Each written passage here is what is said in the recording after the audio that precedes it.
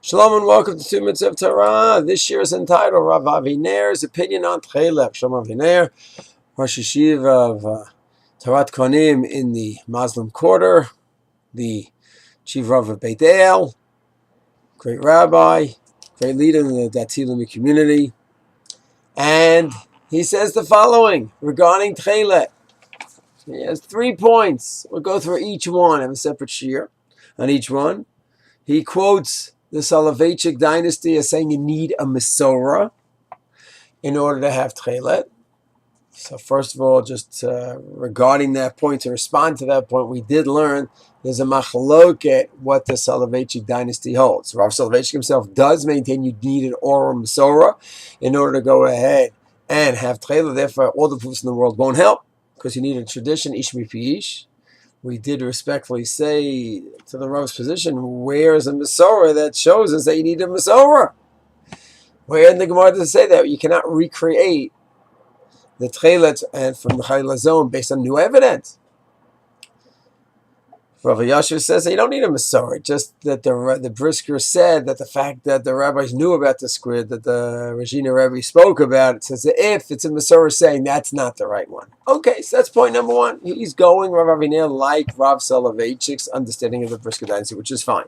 Then he says, even if we say it's impossible to reinstitute it with the aid of proofs, they must be strong, clear, and beyond doubt.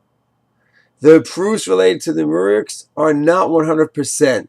Techelet is the third time it's been identified. First by the Hasidish Rebbe, the Regina, then by Rav Yitzchak Herzog, and then till Techelet is the new one. So that's an interesting point. You say it has to be 100%. Who says it has to be 100%?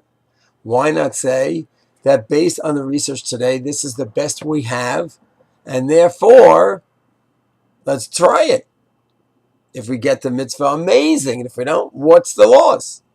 So who has to be 100%? That's a premise Rav Aviner Shlita is making, which he needs to prove that. He needs to prove that it's all or nothing.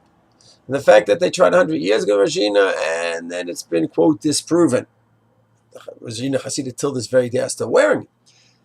But many say it's been disproven. Then Rav Herzog came up with one, disproven. So the Techelet, that will be disproven. Maybe it won't be. Maybe finally now we got it. Maybe there's an area where there's new technology, new discoveries.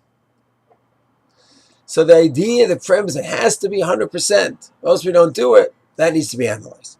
So just concluding this section of Rav Aviner, he has, in point number one, he says 2 points. One, that the Soloveitchik, the Briskers maintain is that you need to have an Orah Mesorah. So 2 responses to that. Number one, that's a machlokas if the Soloveitchiks maintain that way or not. And number 2, even if they do maintain that way, that's not simple. Not simple to say you need to have a ish mipi ish Orah Mesorah on this area of Techelet. Show me a source that says you need to have a Mesorah. As I like to say, show me from the Mesorah they need to have a Mesorah. And the second aspect in the first paragraph of Aviner, it needs to be 100%. Not 100%, you don't do it. Why? Why? There's new research, maybe more advanced research, based on ecological finds and other studies and chemical analysis, etc.